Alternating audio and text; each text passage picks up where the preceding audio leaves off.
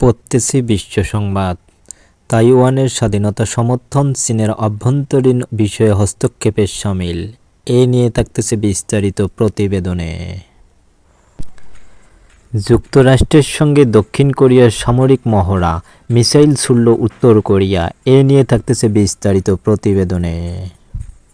যৌথ সামরিক মহড়া করবে ইরান, রাশিয়া ও চীন, এ নিয়ে থাকতেছে বিস্তারিত প্রতিবেদনে। গাজায় বিদ্যুৎ সরবরাহ বন্ধ করল ইসরায়েল, এ নিয়ে থাকতেছে বিস্তারিত প্রতিবেদনে।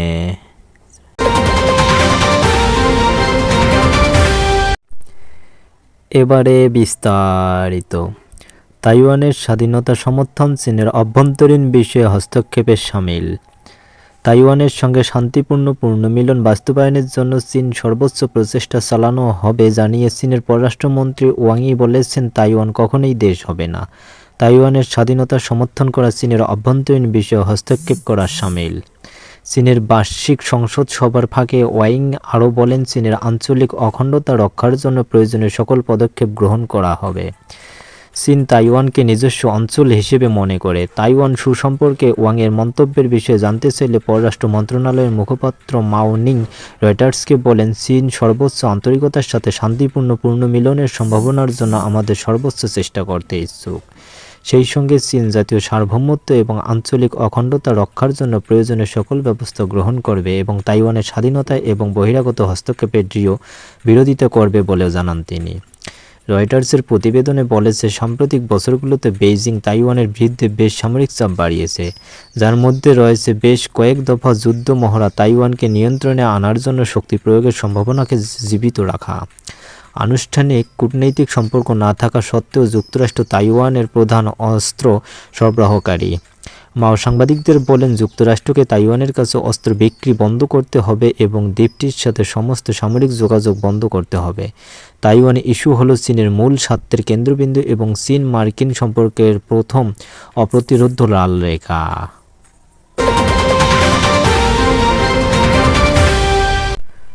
যুক্তরাষ্ট্রের সঙ্গে দক্ষিণ কোরিয়ার সামরিক মহড়া, মিসাইল ছুড়ল উত্তর কোরিয়া।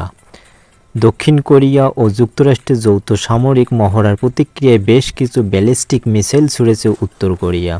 সোমবার এ কথা জানিয়ে দক্ষিণ কোরিয়ার জয়েন্ট চিফ অফ স্টাফ বলেন, উত্তর কোরিয়ার সেনারা পশ্চিম উপকূলের সমুদ্রে এসব মিসাইল নিক্ষেপ করে।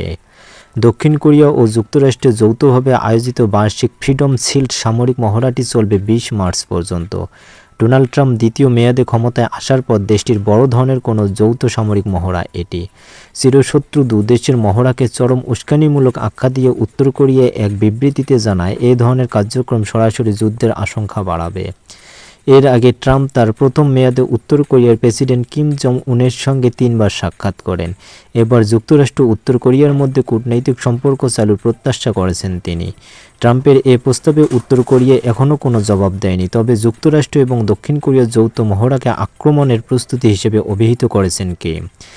এক বিবৃতিতে উত্তর কোরিয়ার পররাষ্ট্র মন্ত্রণালয় বলেছে, যুক্তরাষ্ট্র ও তাদের এশীয় মিত্রদের মোকাবিলায় উত্তর কোরিয়া তাদের পারমাণবিক শক্তির মৌলিক বৃদ্ধি করবে।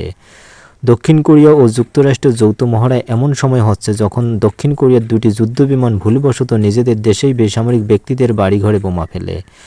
গত সপ্তাহে ওই ঘটনায় অন্তত 30 জন আহত হয়, তাদের মধ্যে 2 জনের অবস্থা মারাত্মক।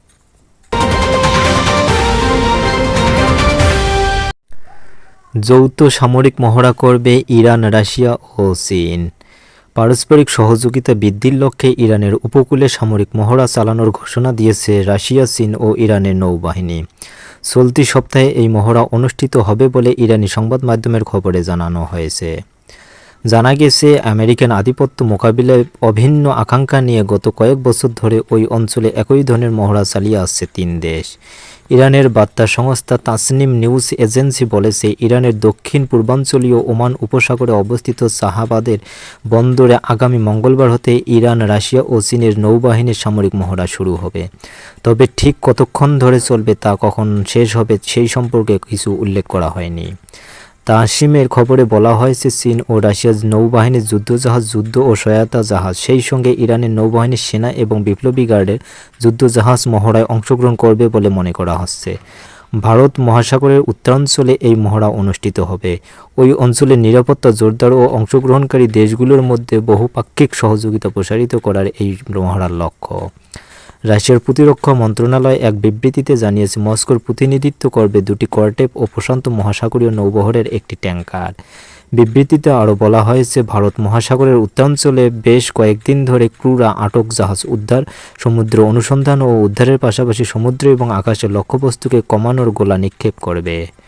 আজারবাইজান, দক্ষিণ আফ্রিকা, ওমান, কাজাখস্তান, পাকিস্তান, কাতার, ইরাক, সংযুক্ত আরব আমিরাত ও শ্রীলঙ্কায় এই মহড়া পর্যবেক্ষণ হিসেবে উপস্থিত থাকবে। চীনের সামাজিক যোগাযোগ মাধ্যম ইউস্যাটে দেওয়া এক বার্তায় বেইজিংয়ের প্রতিরক্ষা মন্ত্রণালয় বলেছে, চাহাবারে বন্দরে শুরু হওয়া মহড়ায় একটি বিমান ধ্বংসকারী রণতরী ও একটি সরবরাহ জাহাজ মোতায়েন করবে চীন। গাজায় বিদ্যুৎ সরবরাহ বন্ধ করল ইসরায়েল। ফিলিস্তিনের স্বাধীনতাকামী সশস্ত্র সংগঠন হামাসের উপর চাপ সৃষ্টি করতে অবরুদ্ধ গাজায় বিদ্যুৎ সরবরাহ বন্ধ করে দিয়েছে ইসরায়েল। দেশটি যুদ্ধবিরতির নতুন ভবিষ্যৎ নিয়ে আলোচনা শুরু করার প্রেক্ষাপটে এমন পদক্ষেপ নিল। রোববার ইসরায়েলের জ্বালানি মন্ত্রী এলি কোহেন অবিলম্বে গাজায় বিদ্যুৎ সরবরাহ বন্ধ রাখার নির্দেশ দেন। খবর আল জাজিরার। কোহেন সামাজিক যোগাযোগ মাধ্যমে এক্সের পোস্টে লিখেছেন, সব জিম্মিকে বাড়ি ফেরাতে এবং যুদ্ধ শেষে গাজায় যেন হামাস আর না থাকে সেটি নিশ্চিত করতেই আমরা সকল পথ অবলম্বন করব। তিনি আরও বলেন, গাজা ভূখণ্ডের বিদ্যুৎ সরবরাহ অবিলম্বে বন্ধ করার একটি আদেশে সই করেছে তিনি বলেছেন, অনেক আলোচনা হয়েছে, এখন সময়ে এসেছে পদক্ষেপ নেওয়ার। এর আগে ইসরায়েল 1 সপ্তাহ আগে গাজায় সব ধরনের ত্রাণ সরবরাহ আটকে দেওয়া হয়।